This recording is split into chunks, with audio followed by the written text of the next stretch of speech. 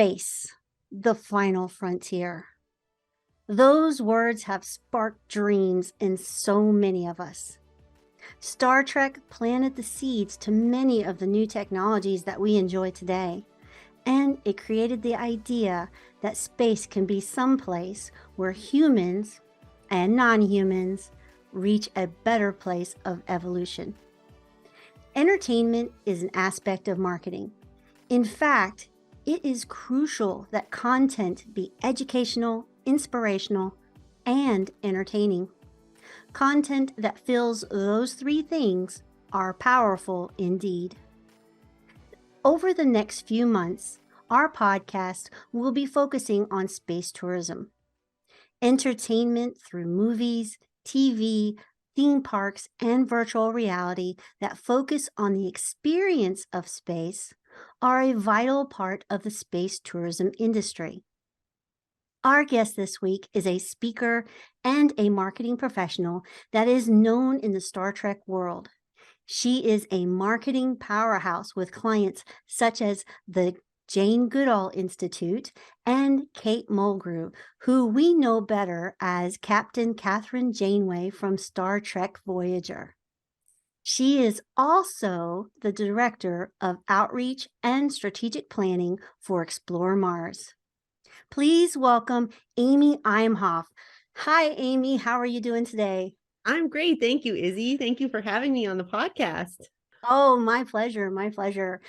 You know, my parents were Star Trekkers for the original series. Now, I'm a Next Generation fan myself. You have had an interesting path through science fiction. Tell us about your Star Trek adventure. Well, I have to say your parents have great taste, as do you. So I grew up watching Next Generation. When I was 7 years old, I guess my dad had been flipping through the channels and he stopped on Star Trek. And we watched yesterday's Enterprise, which is widely considered one of the best episodes of Star Trek: The Next Generation. And it actually focused on a character that had died in season 1, Tasha Yar. Oh. And she had come back for that episode. And an episode also featured Guinan. And I knew who Whoopi Goldberg was when I was little because I watched her in Sister Act and a bunch of other shows. So I really loved her. And I said, oh, can we watch it? I love Whoopi Goldberg. Or whatever you say when you're 7, when you point at the TV and say, Whoopi. So my dad said, yes, of course. And we watched it and I really liked it. And I guess he said something along the lines of, do you want to watch it again? And I said, yes. So he wasn't a real Trekkie. He doesn't really consider himself a sci-fi fan. You know, he just likes good storytelling, good TV. But that Star Trek did have. That really sparked my imagination, watching these cool people in space every week.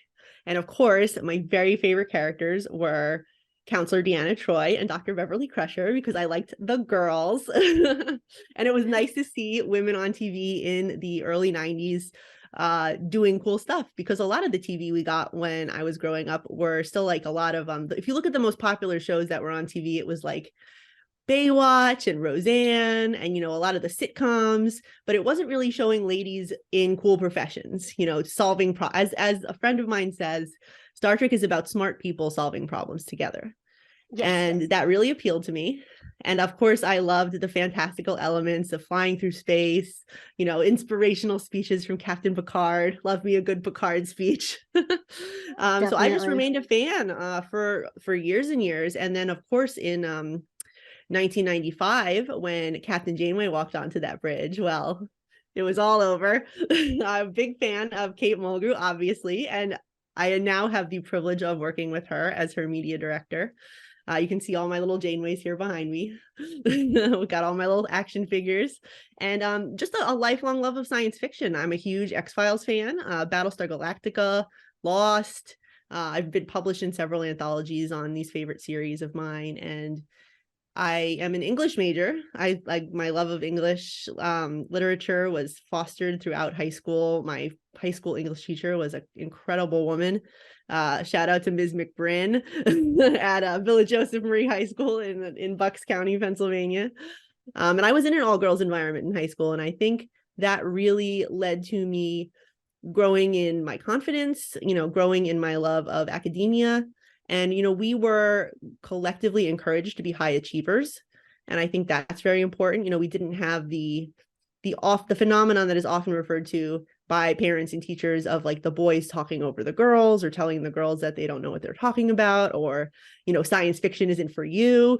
Not to say that that didn't happen. I was bullied and teased in middle school by guys because I was a nerd.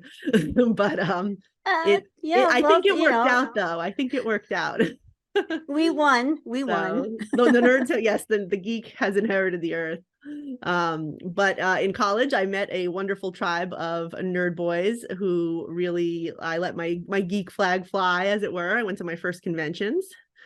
And then when I went to conventions and I started seeing people were on panels and they were talking about these things that they were passionate about, I said, I can do that. I want to talk about that. So for the last 10 years, I have been doing panels on women's representation in science fiction, as well as literature and Star Trek because of my English major background, and I have my master's in lit. So I've done panels on Shakespeare and Star Trek, children's literature and Star Trek. There's a lot of very cool references that really ground Star Trek in our cultural history. And there's been volumes written about all of the different things that Star Trek has contributed to pop culture, not the least of which is the idea of IDIC, infinite diversity and infinite combinations. And that also very much appealed to me as someone who kind of felt left out of the cultural conversation. You know, as a young woman, I notice now that there's so much more media targeted at teens and tweens that was just not present when I was growing up. So it was great to have Janeway and Scully were my primary ladies that I connected with when I was a teenager. And of course, when Next Gen had already ended, but the movies were going strong. And then now the whole cast is coming back for Star Trek Picard season 3, which I'm very excited about. Patrick Stewart, he was a Shakespeare thespian. Oh, yes. And I got to see him in a one-man show with the Christmas Carol. I was literally three rows back from the stage, and he had 3 props, and he told the entire story and just took you away. He's an amazing actor. Very gifted. And he is a Jean-Luc Picard in you want to tell us a little bit about all the stuff going on in this Picard 3 season? Well, I only know a little bit. I only know what the fans know, which is that they've gotten everybody back together. I believe Dr. Crusher, who's played by Gates McFadden, who's fabulous supporter of women in STEM, and I'm hoping to work with her in the future with some of these space organizations. She will be back, and I believe she plays a pretty big role in this story. I now have so many friends who work in Star Trek and who work alongside the franchise. My friend Thomas is the art director for Star Trek Online, and he designed the new Enterprise F. So I'm very proud of the starship design. And I've learned more about starships and starship design just by being his friend, and how big a deal of it is, and how these ships are like characters, and they carry our characters, you know, from one story to the other. And just so many wonderful people that have surround the franchise, the Roddenberry podcast network and the Roddenberry Foundation and the work that they've done. The podcast networks like Trek Geeks and Women at Warp, my girls. It's so nice to hear all of these different fan perspectives that we're now getting. It used to just be, and it still is, a very white male dominated area, and Star Trek is still predominantly run by white men, but we're getting so much diversity behind the camera that we didn't have when I was growing up. Fabulous ladies who are directing.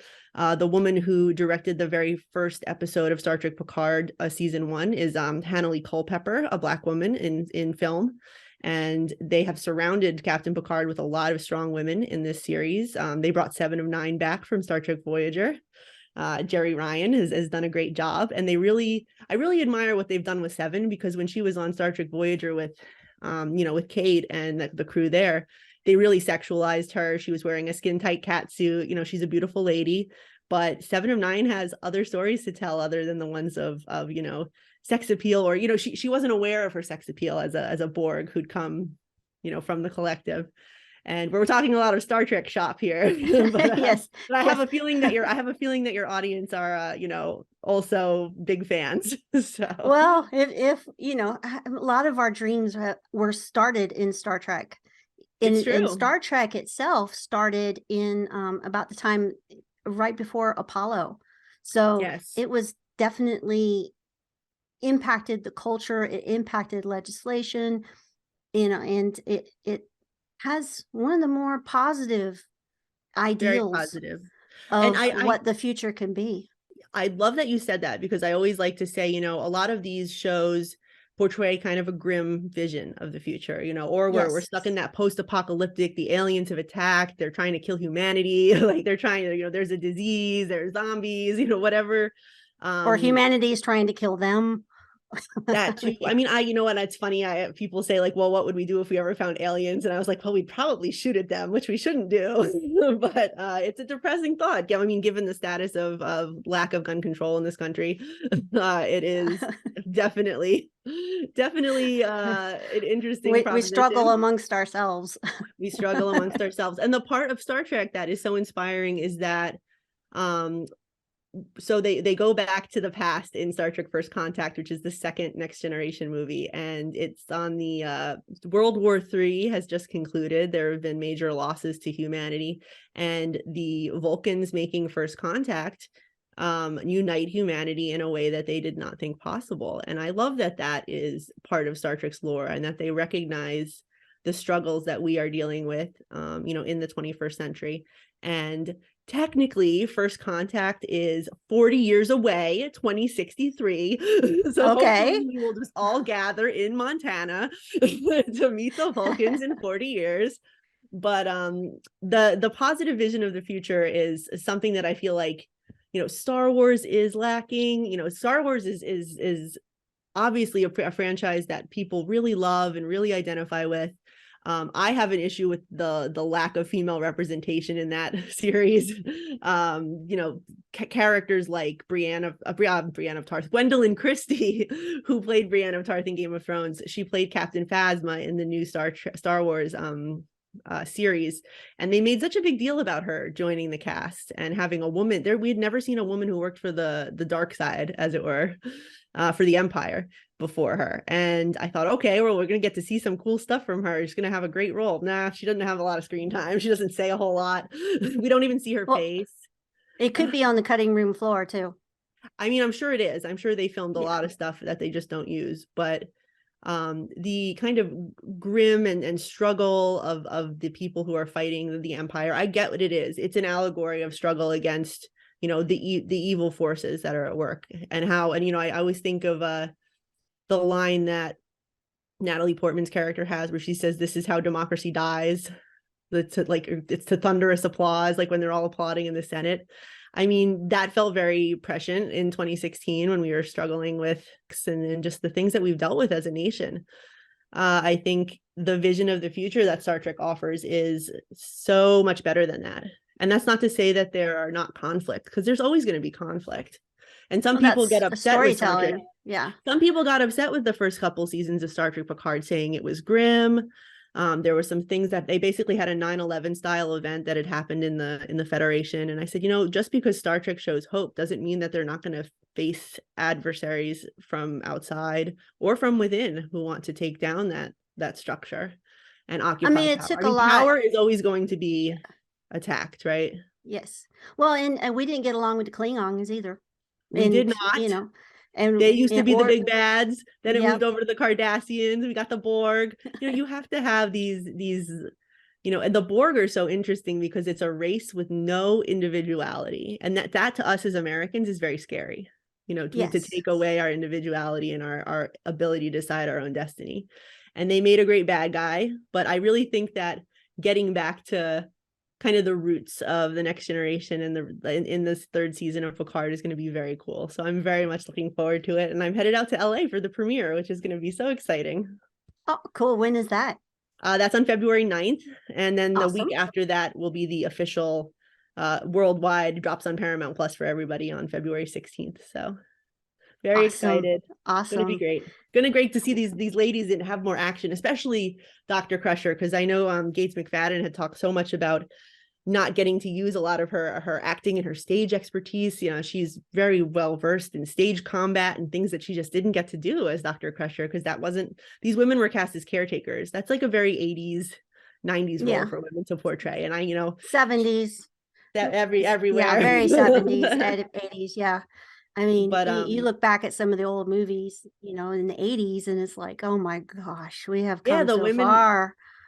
The women were eye candy or expendable or the girlfriend. You know, when we finally got Alien with Ripley, that was a big departure for female characters. And just looking at the evolution of women throughout television, it's really the science fiction roles that have boosted their profile sooner, and I think more, think of a good word for it, maybe more, just with more confidence, you know, more confidence behind that woman. You know, for Captain Janeway, she's got a crew of a lot of men, and they all support her. You know, they might not like her every decision she makes, but she's the captain, and that's not questioned.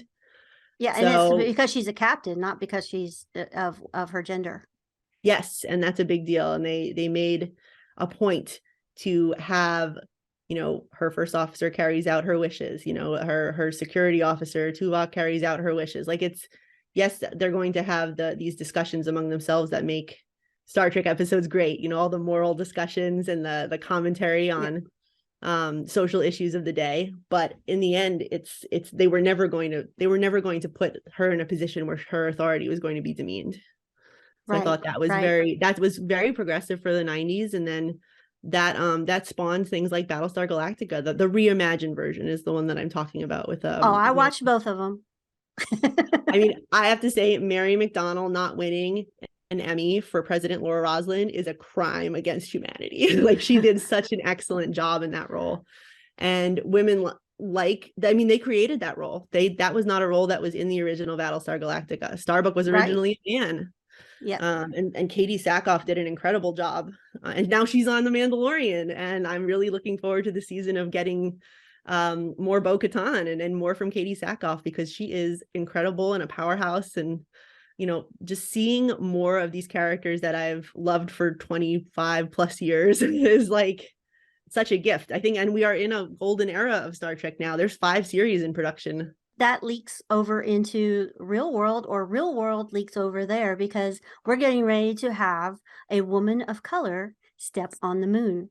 And my gosh, can you imagine? I am excited what that's going to do beyond reason. Like, yes, when that shuttle takes off and heads to the moon with a woman, the first woman to set foot on the moon, I am going to sob my eyes out, because you don't really realize when you're a kid and you read about, you know, Neil Armstrong walked on the moon, and you read about the history of the space program, and then you think, and I think the most important thing that I have realized about NASA and Star Trek is the role that Nichelle Nichols played in bringing women and people of color into the program. And she passed away last year, and we all miss her. She was a wonderful woman, and she was such a beacon of hope and equality. Uhura. Yes. And, you know, lieutenant, right? She was a lieutenant. She was lieutenant, yeah.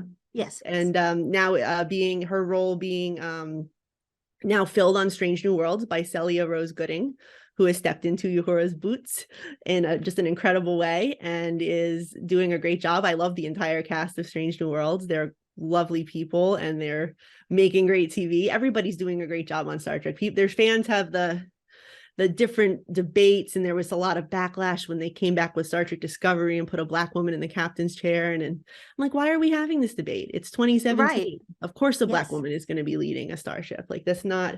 And the very first scene of Discovery is Oscar nominated Michelle Yeoh, who is the captain, alongside Sinequa Martin Green, who played her first officer in the premiere of Discovery. And it was just seeing 2 women in Starfleet who were in charge. That was the first shot of Discovery, and it was clearly a new era. And that was so inspiring for me to see. And I also realized I'm adopted, and the character of Michael Burnham is adopted also. She's adopted by Spock's family, so she's Spock's adopted sister. Oh, neat. And I haven't seen it yet. Oh, you should check it out. They really hit their stride, I think, in season 3, but I love that they gave them room to grow, because a lot of networks and series don't get that room to grow these days. You know, stuff gets canceled after like 4 episodes, and you're like, well, of course it is. Even if it's popular. Even if it's popular. Yeah, the Addams Family with Wednesday.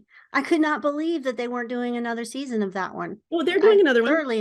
Oh, are they? Because they are. I read they weren't. They just announced that they're doing a season 2, yeah.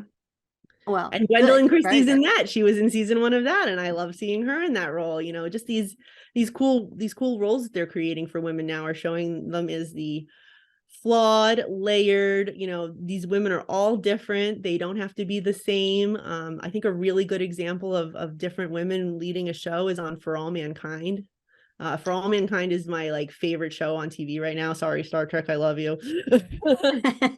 For All Mankind is doing incredible. I mean, it's Ron Moore. He started out on Star Trek, you know, and he did Battlestar Galactica. The women on that show, like I said, are all diverse and amazing and have very different aspects to their personality. And like with Starbuck having come from being a male character into a female character, these are characters that are not defined by their gender. And I really love that about the characters that he like on For All Mankind, Molly Cobb and Margot Madison. They're so my favorite characters. They're great.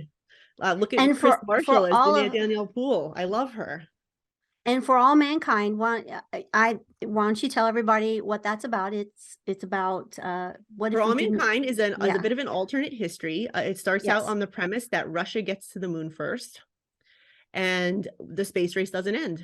So we go and we decide we're going to put a person on the moon, and then it's not only about Russia gets there first. It's also, what if women were a bigger part of the space program? Because at the end of the second episode of the show, and this is not a spoiler, is they put a woman on the moon.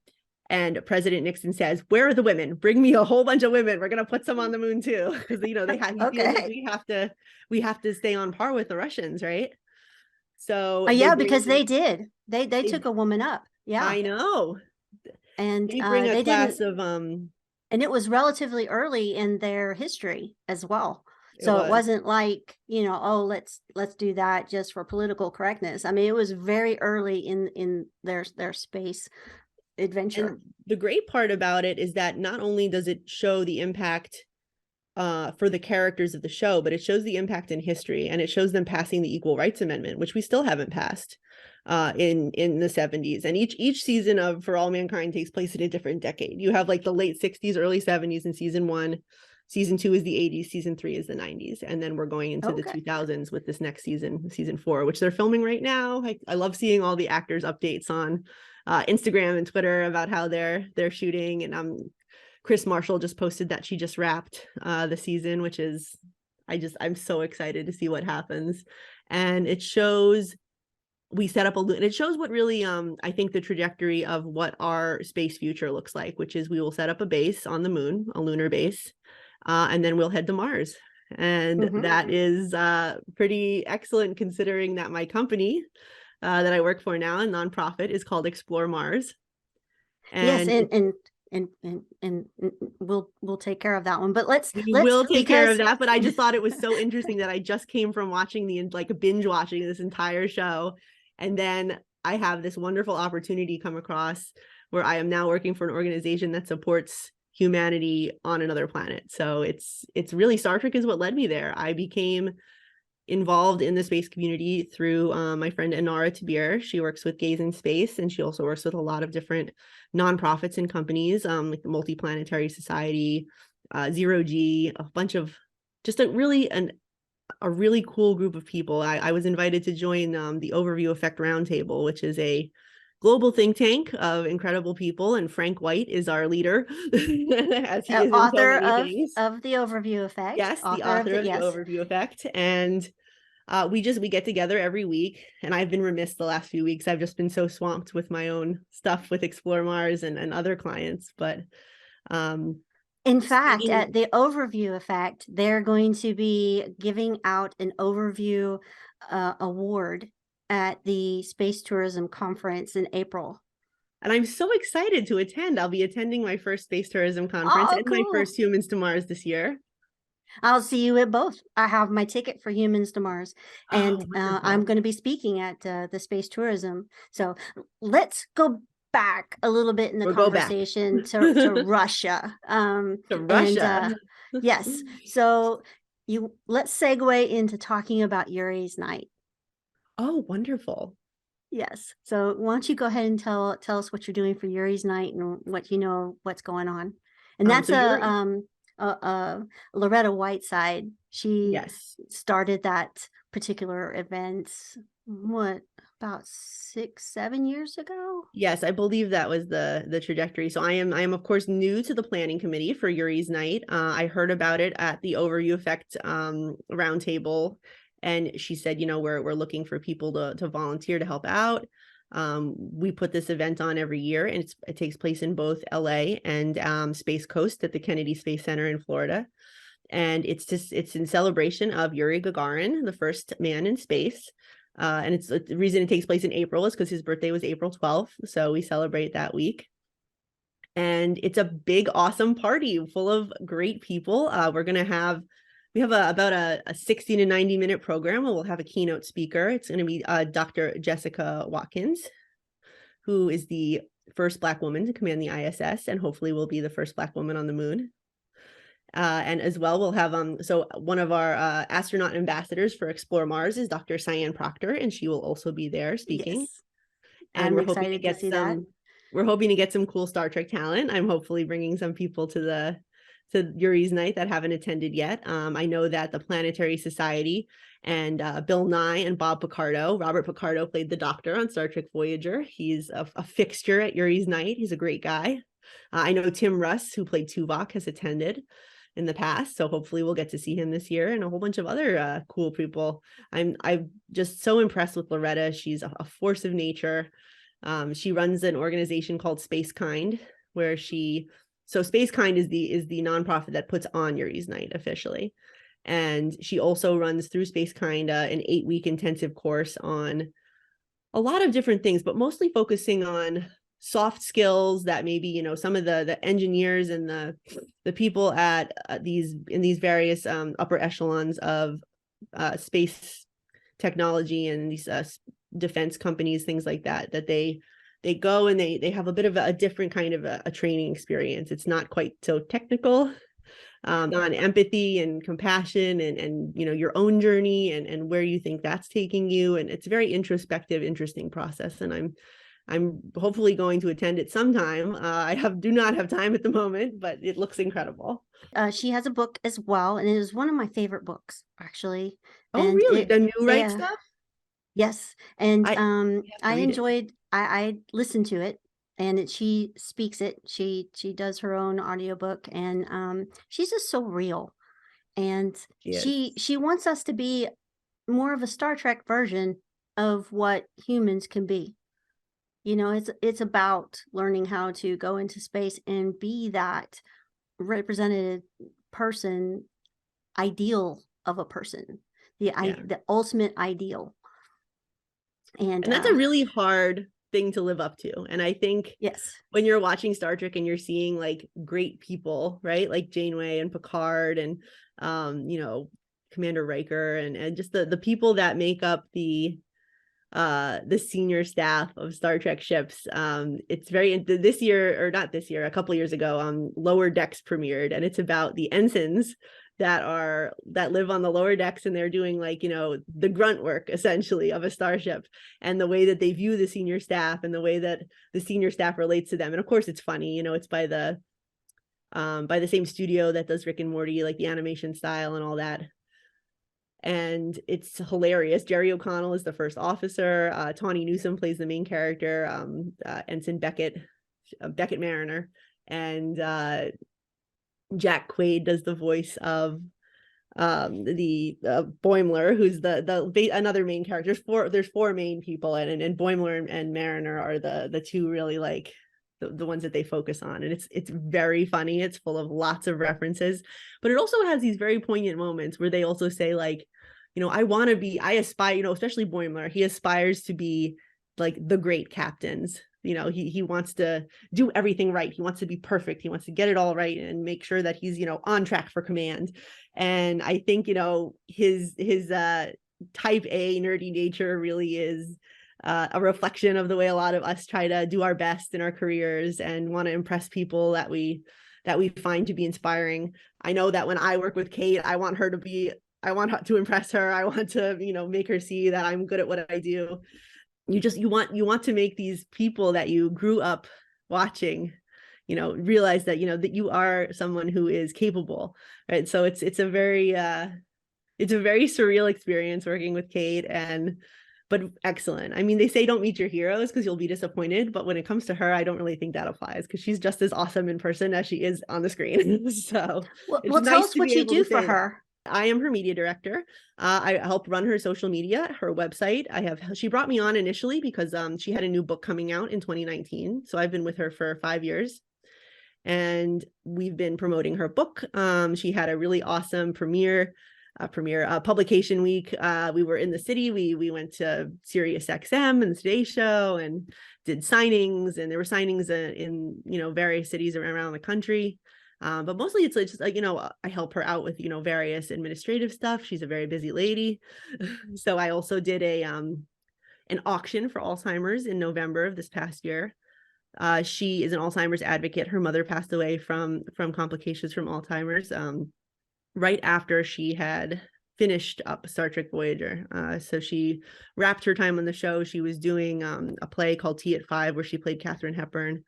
And in the midst of touring for that, her mother declined and she went home to care for her. And she writes about it in her book, which is called her second book, which is called How to Forget. And so we work with the Alzheimer's Foundation. She spoke at their national dinner in, I think it must have been 2019. Yeah, April 2019. They do a day of action on Capitol Hill. And the Alzheimer's organization, and also the work of Dr. Karen Ash, who's at the University of Minnesota, who had pioneered research in the field with the Alzheimer's mouse, which is a widely studied experiment that she had done. So Kate is very supportive of Dr. Ash's work. So we did a fundraiser, an auction of Janeway items this past November, which was great. It went very well. We raised just shy of $12,000. And we only had 24 items for auction. So you can see how generous fans are just from that auction alone. And I help her out at conventions whenever, I help with line management and get moving signings along. And I sometimes am on stage with her. I do a little MC of her Q&A, make sure people behave themselves. It's a lot of fun. I love doing that work. But I love the fact that she also wants to make an impact. And that's why I enjoy working with her. And that's why I also enjoy doing what I do with other clients as well. Let's go a little bit down that path and talk about what made you choose the marketing field. So when I started out in my career, for 12 years, I worked in a cubicle, basically. I worked for the Financial Accounting Foundation for 5 years. I was a technical editor. So I had a lot of student debt when I graduated.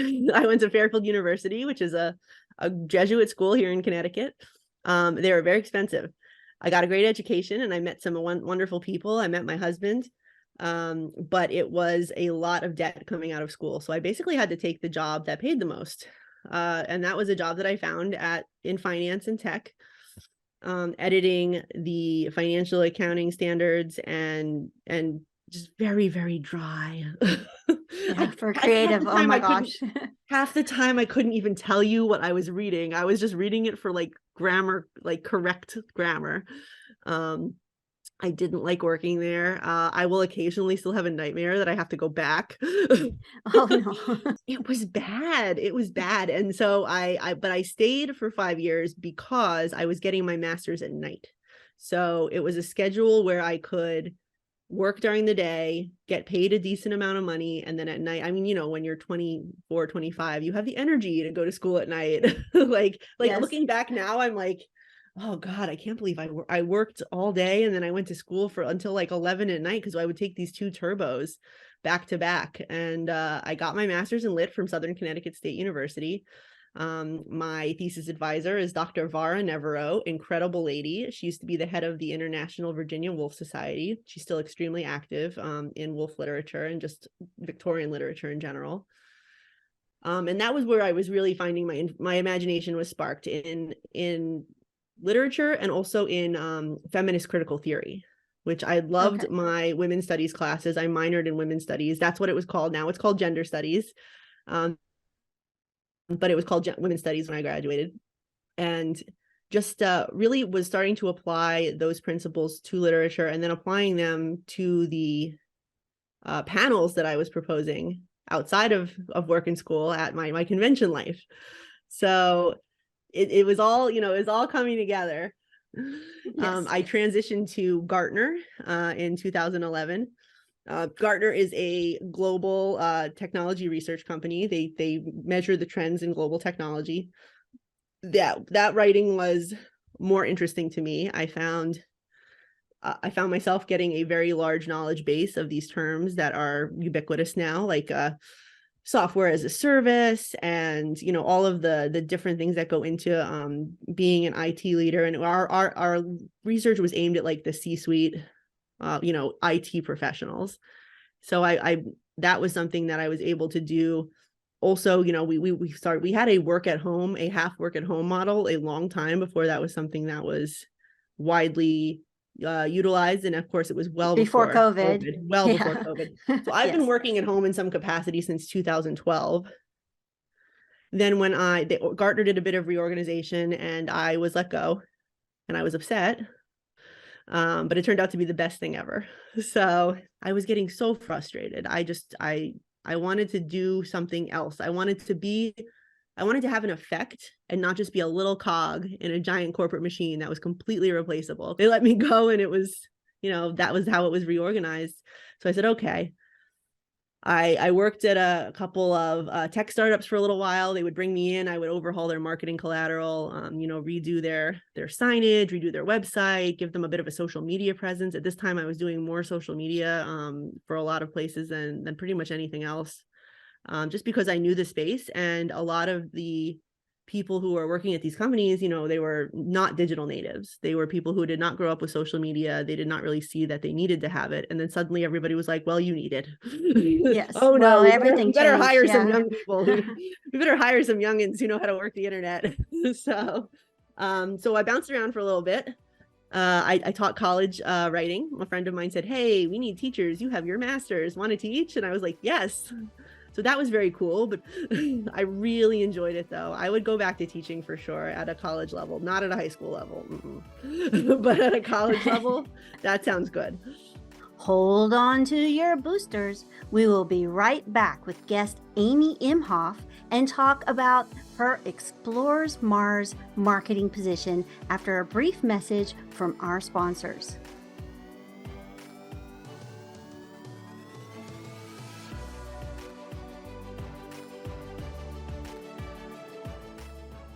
We have met through another powerhouse of a woman. Janet Ivey from Janet's Planet is also president of Explore Mars. You want to tell us a little bit about your position at Explore Mars? Yes, for sure. So yeah, after I had left the bouncing around in academia and all that, I decided to start my own business doing marketing content for small businesses and people. And that's how I landed with Kate Mulgrew. And working with Kate and Star Trek adjacent, growing Kate's following. I grew Kate's following. She had about 20,000 people with zero effort on her social. And then I've grown her following to almost 1 million. Oh, wow. When she tweets, it's 1 million impressions. So it's about 700,000 followers on all platforms. And through that, I've met so many incredible people, including Inara Tabira, as I mentioned earlier. And Inara said, you have to meet Janet. And I said to Janet, she introduced me, and I told Janet what I was about. We had a meeting, a Zoom meeting, where we had a lovely chat. And Janet said that she was so impressed with my enthusiasm and my work ethic and the things that I've accomplished for Kate. And she basically said, all right, what do you want to do? I said, well, I want to work where I can make a difference. I want to be able to bring my marketing expertise to some place that needs it, where I think I could grow and have an impact, and also create passion for, the space industry, for, the global space economy. And Janet kind of took over my schedule for a couple of weeks and was like, here, I'm setting up interviews here. And I said, you are fantastic. And the place that actually wound up clicking the most was with one of the organizations that she is the president of Explore Mars. I had a meeting with Chris Carberry and Wade, who is the comms director, Wade Holler. And he and I really hit it off. And they said, okay, well, we really want somebody to come in and create excitement and partnerships with fandom, with with other organizations, with Star Trek, if that's possible. We haven't really married the Star Trek fandom and Explore Mars yet, but I think with all of the work that I've been doing, we brought in Nami Melamod, who is the first woman to compose for Star Trek. She does the music for Star Trek Prodigy and Star Trek Strange New Worlds. We had a webinar with her, and just looking what their model is, what they promote. The Explore Mars fosters connection within the space industry. They have research working groups. They put together a report every year at their Achieving Mars workshop, and they present that research to NASA. They're partially funded by NASA, and they present their research, and then it's a consensus, which is important in this industry, is that we have a lot of different great scientific minds that are working at these big companies and at NASA and at other organizations. So in order to say, these are the things that we really need to get to Mars by the 2030s. These are the things we need for deep space human, like sustaining human life in deep space. And I thought, well, this is amazing. I love your mission. And they also were very focused on making sure that things were diverse and equitable. The speaker lineup for their yearly summit at Humans to Mars we're aiming for 50-50. I think we're actually better than 50-50 at the moment, which is great, in favor of women. So just which Dr. Cyan Proctor is one of the speakers. So is I'm Vanessa very Weiss about that. from the Johnson Space Center. So she'll be there. And tell us a little bit about the conference. Yes, I'm gonna give you the Humans to Mars pitch and why you need to be in attendance. I don't even know if I even need to pitch it. Everyone says it's one of their favorite events of the year. I haven't been before. This will be my first year. I was just on a call with Celestial Citizen and Britt Duffy Adkins. She seems amazing. She said that the Humans to Mars Summit changed her life. It made her go back to school. She went and got her master's. She's now a space architect, like John Spencer, with Space Tourism Society. With Space Tourism Society. And I met John through the Overview Roundtable effect also, and he was delightful to speak with and talk about his career trajectory and just all of these people who are building for the future. And Explore Mars fosters the connection of building for the future with their summit, Humans to Mars, which is every year in May in DC. This year it is May 16th to 18th. We have panel discussions, evening and daytime events, based on networking and just fostering a great time with the space community. Our CEO, Chris Carberry, has his book called Alcohol in Space, and they have a documentary that they're screening with. I saw a little preview for the documentary today. It looks wonderful. Which he was a guest on a previous episode of my podcast. Yes. Him and Janet actually was as well. Yes, Janet has been all over the place. I literally don't know if that woman sleeps, but I don't think she does. She's on every podcast. She's on every, she just was nominated for an award. I'll let her tell you about that. I don't know if I'm allowed to break that news just yet, but she was nominated for something great. So yeah, Janet is doing a great job as our president, and we are just talking about our agenda now for Explore Mars, for Humans to Mars. We have subjects like planetary defense, growing food in space. Just Beth Mund is going to be one of our. I've been on her show, and I'm going to be on her show my too. show, and I actually have to reschedule my appearance on her show. I have to be like, sorry, I'm going to the Picard premiere. Oh. Yeah, I'm sure she understands. I'm sure she does. And the Planetary Society with Matt Kaplan, and I'd worked with the Planetary Society with Kate. She had done a lovely little promo for them. She and Bob Picardo are besties, so he got her to be part of that. And she's a huge advocate of space exploration. She stays up to date on scientific research. So this has really been something that has been in my orbit for a very long time. And now that I feel like I'm working alongside the space family and everyone has been so incredibly welcoming, I'm so excited to meet people in person at Humans to Mars. I am best in person. I'm an extrovert. I don't mind, I speak about Star Trek in front of 6,000 nerds every summer. Like it's wonderful. So I'm very excited to be part of the team. We're talking about all of the production aspects of Human to Mars. We broadcast to on NASA's channels, so we're probably going to be broadcasting to about 40 to 50,000 people while the summit is happening. So awesome. Not only will, if you can't go in person, you can go virtually and watch for free over the live stream. And I think it might be pay as you wish, but it's usually free over for NASA. And yeah, NASA's usually free. So yes, so I'm glad that we have a lovely partner in them and that they support our work. And there's just so many things that we're planning. We're trying to plan a post-conference bash with a band. So we're reaching out to some of the Star Trek bands that are out there. So hopefully we'll have some announcements on that coming soon. But I've just been, it's kind of amazing how many connections that I find that I've had. Like, we need a grant writer, and one of my friends owns a grant writing business. Yuri's Night needs an alcohol sponsor. My best friend Alexis is the general counsel for a wine vineyard conglomerate. So I'm just and Chris Carberry, of course. Yes. Yeah, Chris Carberry, of course. Well, I mean, yes, Chris he wrote the book. Yeah. He literally wrote the book. And watching the trailer for Alcohol in Space and listening to the guys from Ardbeg and all of these great places all over the world who are very excited to put their product up in space it wasn't something that I had considered before. It's like, yes, this is part of human culture. It talks about, we're not just surviving, we're thriving. And I think that's a really good indication of where the space economy is going, how many different opportunities there are. People think, oh, what I do doesn't relate to space. Yes, it does. Yes, it does. Anything, everybody. Yeah, from farmers to chefs to lawyers. We need them all. Business people, astronauts, rocket scientists, engineers, architects, the whole gamut. And one of the things that we're going to be talking about a lot at Humans to Mars this year is climate change, and how, all of our panels are going to have a component where we talk about how this technology is going to benefit us on Earth first.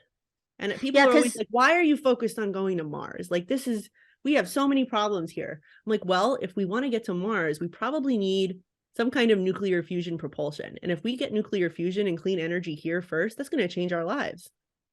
Well, and when you go to space, you create a little ecosystem.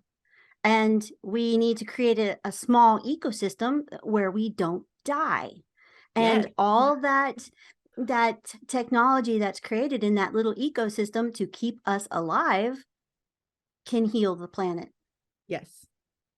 So, and it's so funny when people say that, and I'm like, that's, we're going to be using this technology here for a while before it even goes up there. Look at the things that were developed for like NASA and defense, like Velcro. we use Velcro on kids' shoes. Like, it's something that was developed though for space, for armies.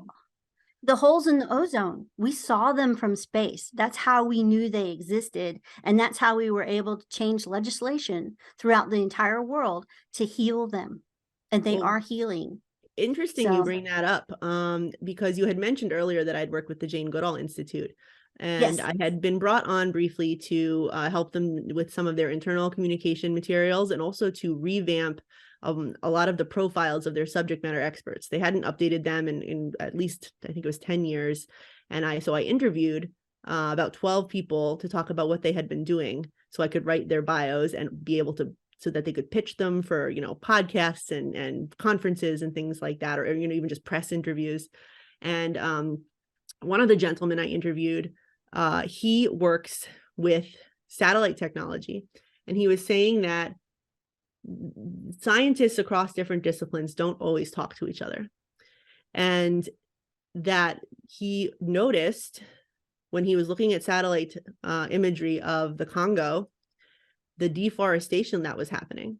It was physical proof that the companies and that the government that was issuing these permits in the Congo were leading toward severe decrease in the chimp habitat, severe decrease in the jungle territory. So, just they're wrecking an ecosystem, right? They're killing that like you said, they're killing that bubble. And he brought that in. He said, I don't know who to bring this to.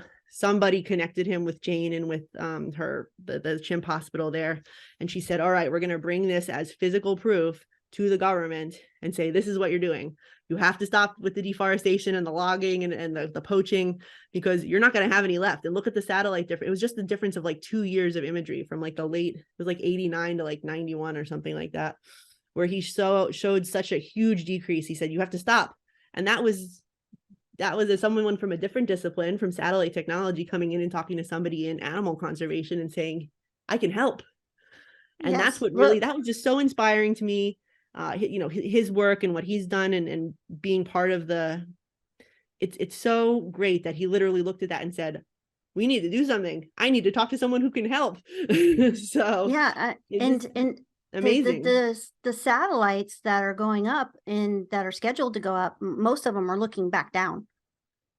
Yes. And so that we can not die. Yeah, so that we cannot die. Yes. I mean, it's true. But if you take away these indigenous species and indigenous plant life and the things that are helping us breathe, like the rainforest, that's just a little important thing. Yeah. Air. And one of the other people I interviewed was Dr. Rebecca Atencia. She is the lead at the chimp hospital there, and she's the first person to do a chimp to chimp blood transfer. She's an expert in chimp cardiology. She speaks to governments about poaching and other things. She's another one who doesn't sleep.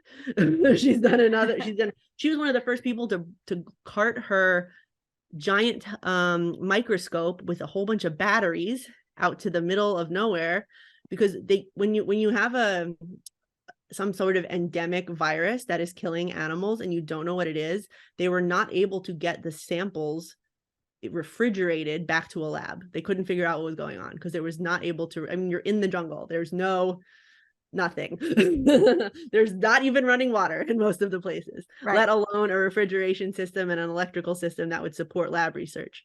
So she was stuck in customs for a couple days, but she managed to get her microscope and her batteries all the way out there with the light, so everything, so she could see.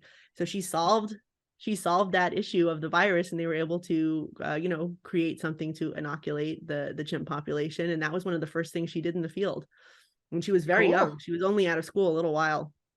And now she's has more experience, and she talked to me about all the latest research she's doing and all the places she's published. And it's just reading about these people who are changing the world. This is how I feel about the people who are working in space also. It's a different application, but it's essentially the same spirit, right? The same spirit of creation and helping and building and making things better. Making things better. Yes, that's why I love this industry. So what final thoughts would you like to leave our audience with today? Final thoughts. Well, you should definitely register for Humans to Mars. Yes. If you go to exploreMars.org, that's where you can reger. And also, I got my ticket. You are covered, Izzy. I'm not worried about you. No, I think just the final thought that I think I would like people to look outside themselves. I think your audience does that already, though. People. Well, there's a lot of people that are not in space, that are space curious, that are in the marketing industry, that are thinking that space might be something that they might be interested in. So not everybody in our audience is actually space nerds like us. Space nerds like us. Well, I talked to Inara, a podcast week before last, where she had talked to me about my career and, how did you get here? And I said, well, this is the career path that I had to create for myself, because it didn't work for me, the traditional model. And if you're finding that the traditional model of marketing doesn't work for you, I urge you to look outside to other alternative places that need your expertise. Yes. Whether it's marketing, I've always been somebody, business, I've always been someone who marches to the beat of my own drum. For better or worse, right? But I think in this case, it has been incredibly to my benefit. And, I've met some of my best friends, my very best friends, through Star Trek, through space. I've just met incredible people. I meet incredible people every time I'm around Kate. She has people coming up at conventions at the table and saying, I'm a NASA scientist. I'm a high-ranking person in the Army. I decided to go into this field and become a heart surgeon because of Captain Janeway. And it's like, the people that she's inspired to do great things. I'm one of the people she's inspired. I'm not a scientist, but I still work in STEM because I work with technology, and I work with the people who are creating these STEM fields. I'm telling people, I'm a storyteller. I'm telling the story of what these people in space are doing and why it's going to be a great thing for humanity, why it's going to be a great thing for, people on a small level and on a global level. And that's why space tourism is important. I mean, Star Trek may not be real, but it inspires reality.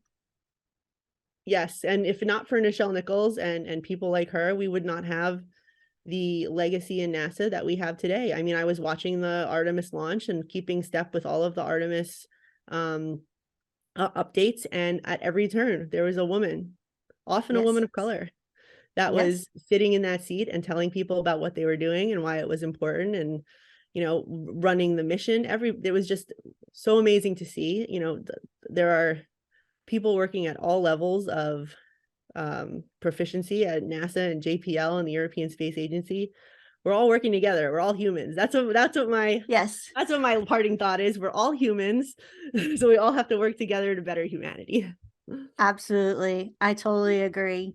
So, well, thank you so much for joining us today. And all your information will be in the show notes. So please do look, and we will have links to where you can actually get more information. Yes. And you could also follow me personally. I'm always posting fun photos from conventions and my travels and of my cats. So I'm at Cats in Space. Oh, yep. I'm at Amy Imhoff 1701, with 1701 being the call number of the Enterprise, of course. Awesome. That's very good. Very good. So yes, I will see people out there on the internet. And I will see you at the conference. So excited. Thank you, Izzy. This was a delightful conversation, and thank you for all that you're doing to promote people in this field. Oh, my pleasure. It really is my pleasure. I mean, I'm having a blast. Pun intended. Pun intended. Yes. Please subscribe before you head on over to my YouTube channel for bonus footage. Links to the YouTube and other social media channels can be found on spacemarketingpodcast.com. A special thanks to Amy Imhoff with Explore Mars for joining us today and sharing her journey in the space world. Be sure to check out her links listed in today's show notes. I hope that you have found this podcast useful for your journey as you reach for the stars.